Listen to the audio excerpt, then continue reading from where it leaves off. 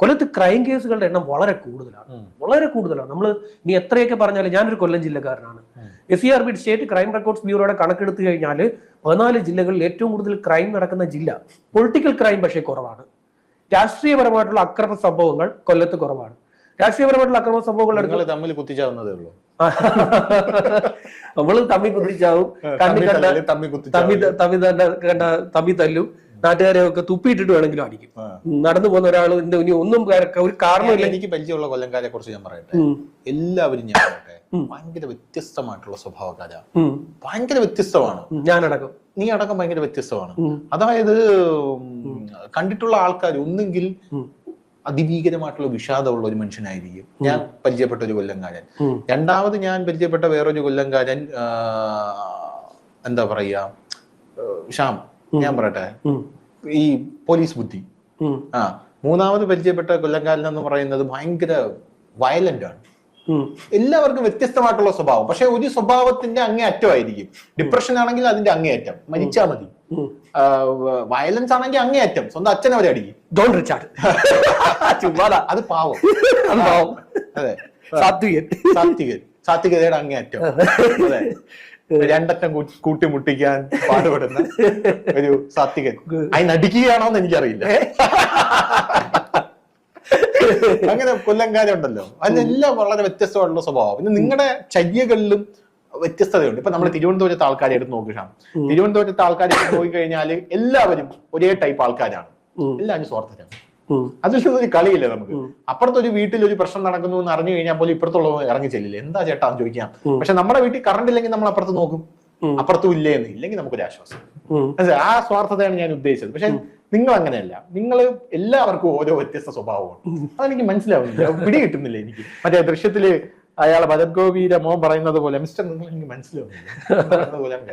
അല്ല, എല്ലാം ഈ അത്ഭുതത്തോടെ കാണുക, എല്ലാത്തിനും അത് ഓവറായി ഇടപെടുക, എല്ലാ കാര്യത്തിലും അതിന്റെ വൈകാരികമാണ്. എല്ലാം വൈകാരികമാണ്, എല്ലാ കാര്യത്തിലും വൈകാരികമാണ്. അതവിടെ ഞാൻ ഒരിക്കൽ പറഞ്ഞതാണ്. ഞാൻ ചവറ നീണ്ടകര പാലത്തിന്റെ അവിടെ എപ്പോഴും ഡോൾഫിൻ ആടി ഇങ്ങനെ പൊങ്ങിച്ചാടിക്കൊണ്ടേയിരിക്കും. അത് എപ്പോഴും അവിടെ. അപ്പൊ അവിടെ എന്ന് വെച്ച് കഴിഞ്ഞാൽ ആ പാലത്തിൽ അവിടെ എപ്പോഴും ഒരു ആൾക്കൂട്ടത്തെ കാണാം. ആ പാലത്തിൽ വന്ന് ഇന്ന് ഈ ഡോൾഫിനെ കാണുന്നവരെല്ലാം നമ്മൾ വിചാരിക്കും ഈ പറയുന്ന അതിലേ പോകുന്ന റോഡെ പോകുന്നവരാന്ന് വിചാരിക്കും. അവരൊന്നുമല്ല, എല്ലാം അവിടുത്തെ അവര് സ്ഥിരം കാണുന്നതും. എന്നാലും അമ്മ അതിൽ പോയി അത്ഭുതത്തോടെ ഇങ്ങനെ നോക്കിക്കൊണ്ടിരിക്കും, ഡോൾഫിൻ പൊങ്ങിച്ചാടുന്നതും കണ്ടുകൊണ്ടിരിക്കും. ഡെയിലി കാണുന്ന ആ ചവറ നീണ്ടകരക്കാരാ അതിന്റെ പാലത്തിൽ പോയി നിൽക്കുന്നത്. ജെറ്റ് വിമാനം കാണുന്നത്, ജെറ്റ് വിമാനം എത്ര വട്ടം കണ്ടിട്ടുണ്ടെങ്കിലും അത് പോകുമ്പോൾ മുകളിലോട്ട് നോക്കി. അതുപോലെ അവിടെ പോയി എല്ലാത്തിന്റെ ഒരു എന്താ പറയാ അങ്ങേ അറ്റത്ത് കൊണ്ടെത്തിച്ചു കൊടുക്കുന്ന ഒരു സ്വഭാവമാണ്.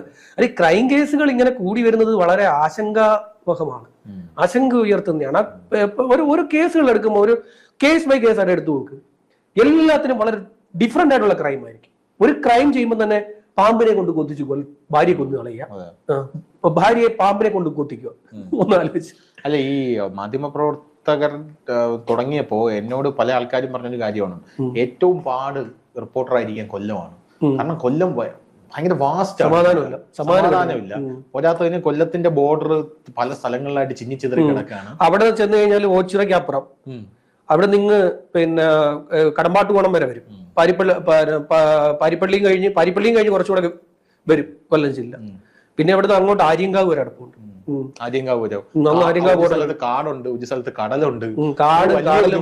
നിരന്തരം KSRTC ബസ് ഇടിക്കുന്ന ഒരു സ്ഥലം ഉണ്ടല്ലോ, ഞാൻ കേട്ടിട്ടുണ്ട്. എവിടെയാണെന്ന് എനിക്ക് ഓർമ്മയില്ല. ചടയമംഗലോ അവിടെ ഇവിടെ പക്ഷേ അവിടെ നിന്ന് എക്സ്പീരിയൻസ്ഡ് ആയിട്ടുള്ള ഒരു റിപ്പോർട്ടർ എന്നോട് പറഞ്ഞിട്ടുണ്ട്, അത് അറിയാമെങ്കിൽ വളരെ എളുപ്പമാണ് കൊല്ലം. അതായത് നമുക്കറിയാം ഏതൊക്കെ പ്രദേശത്ത് എന്തൊക്കെ. പിന്നെ ഞാൻ കേട്ടിട്ടുള്ളത്, ഈ മാധ്യമ പ്രവർത്തകർക്ക് ഈ കേബിൾ ഓപ്പറേറ്റർമാരുടെ സഹായം കൊല്ലത്ത് വളരെ ഭീകരമായിട്ട് ആവശ്യം വരുമെന്ന് കേട്ടിട്ടുണ്ട്. ഈ വാർത്തകൾ കളക്ട് ചെയ്യാൻ എല്ലായിടത്തും നിങ്ങൾക്ക് ഓടിയെത്താൻ പറ്റാത്തതുകൊണ്ട്.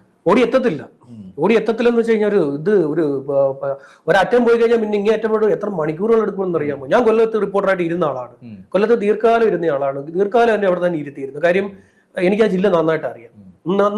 ആ ജില്ലയുടെ എല്ലാ അറ്റത്തും പോയി എനിക്ക് പരിചയമുണ്ട്. അതുകൊണ്ട് എന്നെ ദീർഘകാലം അവിടെ ഇട്ടിരുന്നു. പക്ഷെ സമാധാനമില്ലെന്ന് വെച്ച് കഴിഞ്ഞാൽ